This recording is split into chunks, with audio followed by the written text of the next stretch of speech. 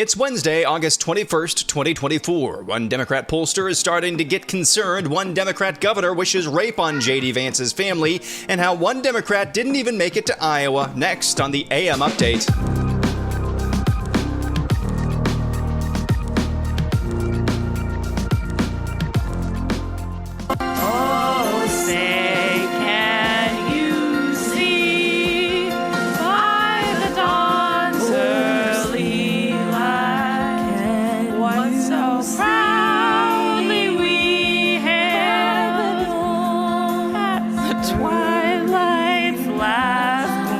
That is the Democrat Women's Caucus kicking things off yesterday, day two of the Democrat National Convention, trying to sing over a version of the national anthem that already had a vocal track.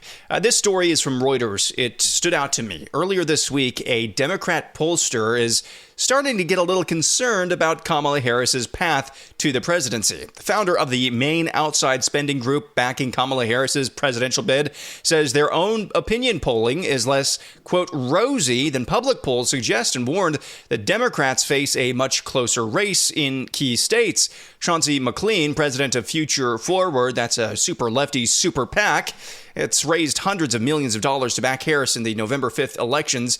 He spoke Monday during an event hosted by the University of Chicago Institute of Politics. McLean, who rarely talks publicly, said, quote, "Our numbers are much less rosy than what you're seeing in the public." Future Forward has created a massive polling operation that's created and tested some 500 digital and television ads for Joe Biden and some 200 for Harris.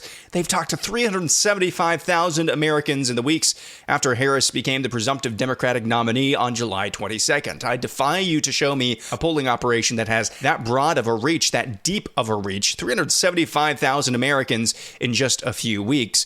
And the leader of that organization, a Democrat super PAC, says he doesn't see quite as rosy of numbers from their side as what the public polls suggest. Democrat vice presidential pick Tim Walz just got caught up in another lie. Here he is just a few weeks ago talking about IVF. Yeah, first of all, it was up to him. I wouldn't have a family because of IVF and the things that we need to do reproductive. My kids were born through that that way. So that's false. According to the New York Times, Tim Walz and his wife did not conceive their children via IVF. It was a similar treatment, or at least a treatment in the same family of I call it heinous family of medicine, if you want to call it that, but it's just an abject lie. He and his wife did not have their children via IVF, as he has claimed on numerous occasions, including the one that you just heard there. Just another bald-faced lie from the governor of the Red Star State. Republican vice presidential pick J.D. Vance campaigned in Wisconsin yesterday and was asked by a reporter what he's doing to prepare for debating Tim Walz. Know how you were prepping for a debate with Tim Walz, who has described himself as a bad debater. Who's helping you, and how are you prepping? Well, I found a good friend from back home who embellishes and lies a lot, and I'm having him stand in for Tim Walz. That's what we're doing during our debate. Kentucky Democrat Governor Andy Beshear took J.D. Vance to task on his position on the life issue and took it a step forward. Listen to this. I mean, think about what some people have had to go through because of these laws. J.D. Vance calls pregnancy resulting from rape inconvenient. Like, inconvenience is traffic. I mean, make him go through this. So there's the Democrat governor of Kentucky just casually wishing rape upon the family of J.D. Vance, totally having a normal one. The Trump campaign issued a statement yesterday responding to Beshear, saying, quote, "After speaking on the DNC main stage last night, Harris campaign surrogate Governor Andy Beshear went on national television this morning and explicitly called for a member of Senator Vance's family to be raped. His comments are disgusting, vile, and should not be tolerated in American politics." Independent vice presidential pick Nicole Shanahan says her campaign, along with RFK Jr., is thinking about stepping aside and endorsing Donald Trump. What my gut tells me right now is that we just have to keep being honest. I got to just keep being honest. I got to keep focusing on what matters the most outside of party lines. I need to focus on a vision that goes beyond November. And if that means that we stay in, and, there's benefits to staying in. If we get over 5% of the vote, we actually establish ourselves as a party. 71% of Americans want a strong third party with a real shot at winning. There's even public funds available if we get over 5% of the vote. So we could get, I think it's like $13.5 million in public funds to keep the party going. And that's, that's worth something. That means that we can position for a real third party election in 2028 where we don't have to go around and spend tens of millions of dollars on ballot access, which means that we can spend all of that time and money campaigning. So,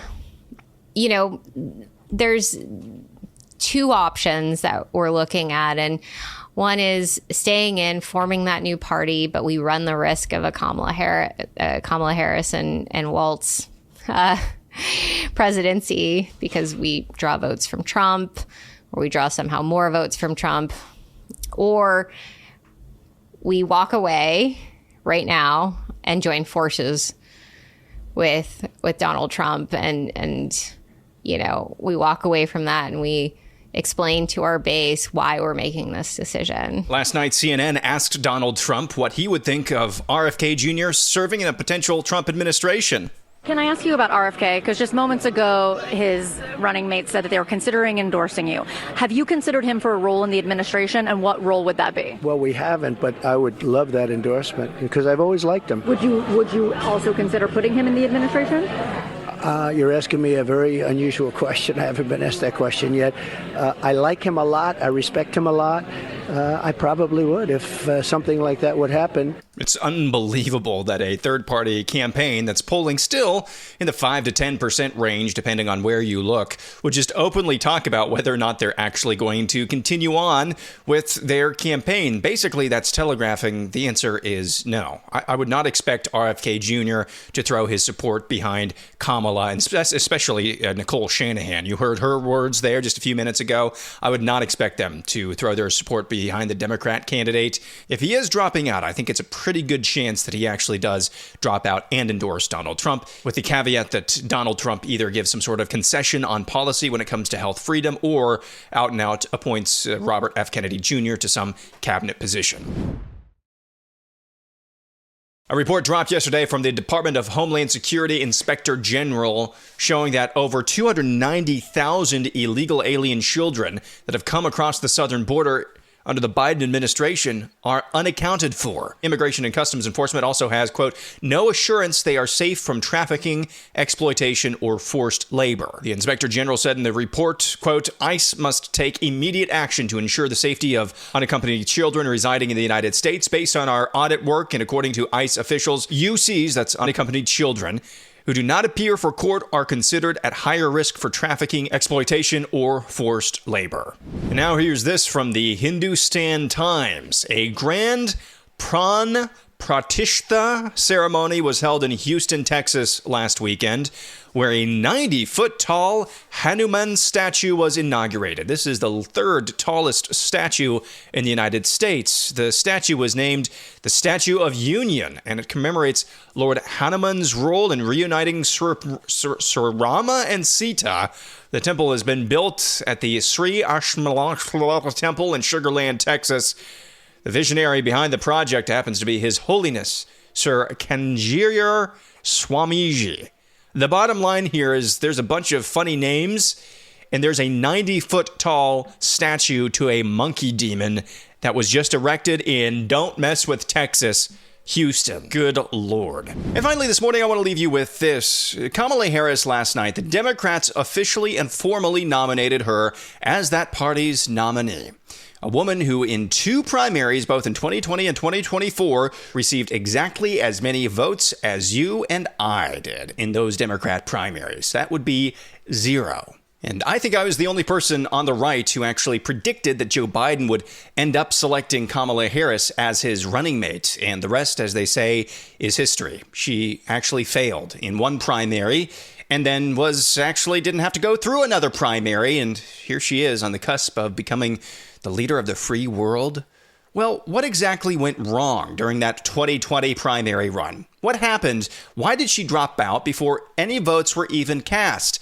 Well, here's CNN back then with this retrospective on the Kamala Harris campaign that wasn't. How Kamala Harris's campaign unraveled. They obtained the resignation letter of the Harris campaign state operations director, who is now joining the Bloomberg campaign. She wrote, "It is unacceptable that with less than 90 days until Iowa, we still do not have a real plan to win. Our campaign for the people is made up of diverse talent, which is being squandered by indecision and a lack of leaders who lead." Molly, that is rough stuff. You wrote a fantastic cover story on Kamala Harris about a month ago or so. I'm sure, based on what your reporting has been, a lot of this isn't really a surprise to you.